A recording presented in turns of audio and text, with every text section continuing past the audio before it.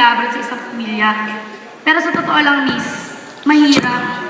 Unang-una, wala kang kasama sa bahay. Kapag kailangan mo ng sasandalan, hindi mo magawang sumandal. Pag kailangan mo ng katabi sa gabi, hindi mo magawa kasi malayo siya sa'yo. Kung kinakailangan magpupuni ka ng makasilang gripo sa banyo, ikaw ang gagawa dahil ikaw ang ina. Kung kinakailangan ikaw mismo maghatid at sumundo sa mga anak mo, ganun kahirap ang malayo ka sa asawa mismo. Ganun ba? Oo, kaya imposible yung sinasabi mo sino nga ulit yun, miss?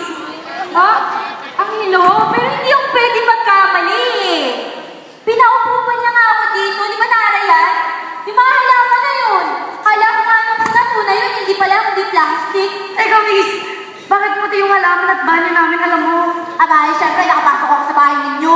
Alam mo, miss, lilinawin ko sa'yo kung ulit-ulitin ko, ha? Unang-una, walang kakilala nakatira dito.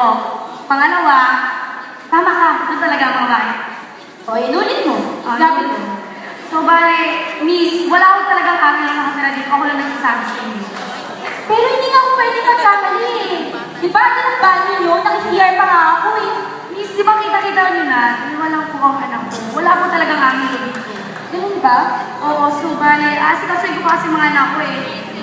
Mapasok pa kasi sila. Pasensya